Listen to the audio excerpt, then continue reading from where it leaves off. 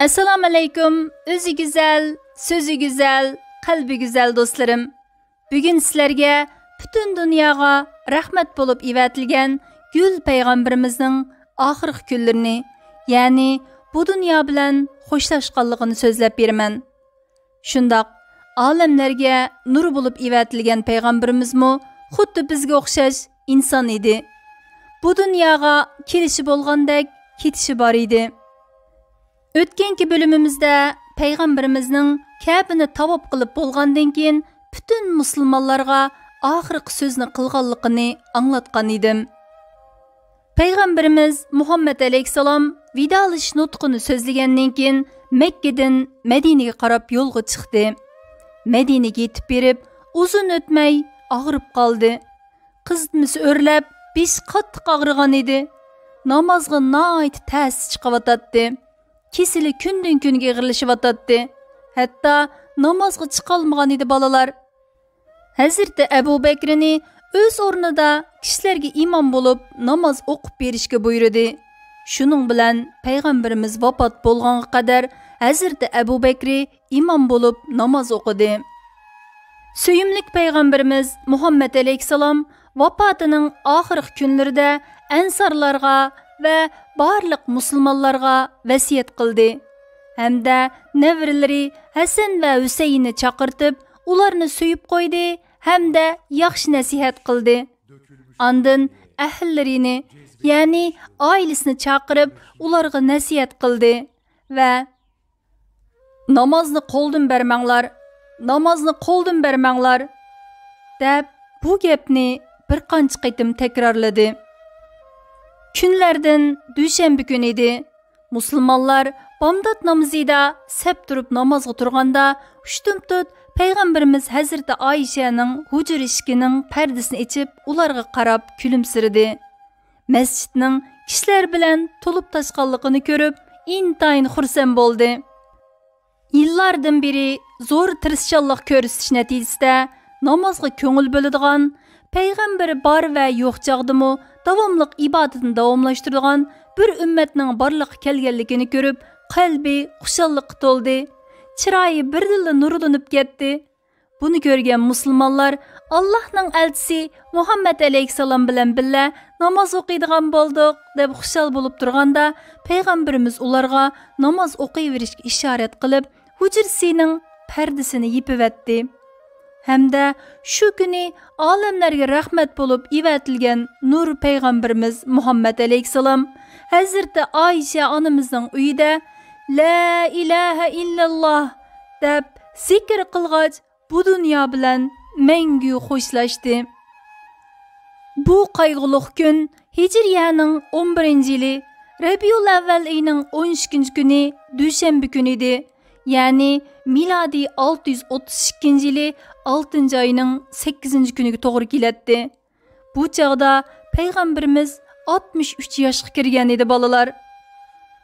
Suyimlik Payg'ambarimiz bizga muqaddas kitobimiz Qur'onni va doim Allohning sevgisiga erishadigan o'rnak harakatlarni qo'yib ketdi.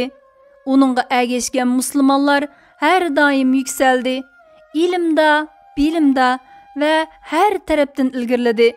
Dunyoga insonlik dars berdi. Bizlermi etrafimizdagi barcha go'zalliklarning egisining faqat bir Alloh ekanligini uningdan o'rgandik.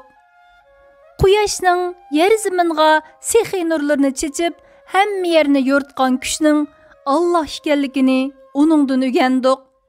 Kichik bir qurutdan chiroyli bir kepinak yaratganning Allah ekanligini uningdan o'rgandik. Qop-qora tuproqdan ko'k, seriq, qizil, hal rang, binafsha ranglik chechaklarni yaratganning Allah ekanligini uningdan o'rgandik. Bizga osmondan yomg'ir, yerdan mo'l rizqlarni ato qilganning Allah ekanligini uningdan o'rgandik. Qishda qor yog'dirganning, kecha osmonini yulduz ay bilan bezganning Allah ekanligini uningdan o'rgandik. Anarni dana qilib tizganning, üzümning sapaq yaratganning, har xil meyve-cheva, sayko'k tatlarning bu kadar güzel, şirin yaratqanның Allah ekanligini uningdan o'rgandik. Mehribon Allohga qandaq rahmat aytadiganligimizni uningdan o'rgandik. Allohning barcha insonlarni yaxshi ko'radiganligini va bir-birimizni yaxshi ko'rishimizni xohlaydiganligini uningdan o'rgandik. Suyimlik omaq do'stlarim, aradan shuncha uzun vaqt o'tgan bo'lsa-mu, musulmonlar nur yuzlik payg'ambarimizni nihoyat yaxshi ko'rdi. Hech bir zaman unutmadi. Uning tug'ilib cho'ng bo'lgan yerlarini, u namoz o'qigan masjidlarni, yashagan shaharlarni ziyorat qildi. Qandaq o'ltirgan bo'lsa, shundaq o'ltirishni, qandaq tomoq yegan bo'lsa, shundaq tomoq yeyishni, qandaq kiyinsa, shundaq kiyinishni odat qildi. Tavsiya qilgan ishlarni qalbiga yozdi, amalda bajardi.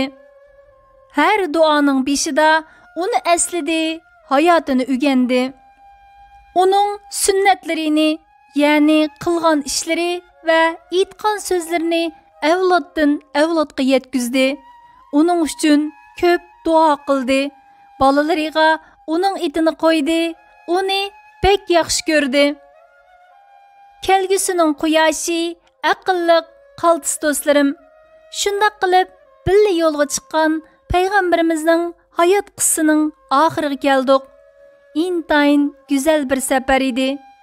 Men sizlarning ashu paxtadek yumshoq, qordek oq qalbinglar bilan nur yuzlik payg'ambarimizni nihoyat yaxshi tushunganliginglar va intayin yaxshi ko'rganliginglarga ishonchim komil.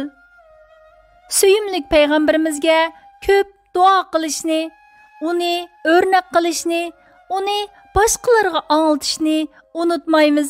Bo'lamdi? Undaqda va'damiz va'da. Bu bölüm shundoq qilib mush yerda tugadi. Barcha umoqlarning astoydil anglagani uchun rahmat aytaman. Keyingi son programmamizni ko'rishgacha sizlarni Allohga topchidim. Xushvaqt bo'linglar. Gül Ahmedim, canda canan Muhammedim, kurban bulsun canım tenim, yollarınga Gül Ahmedim, Gül Ahmedim, Gül Ahmedim, canda canan Muhammedim.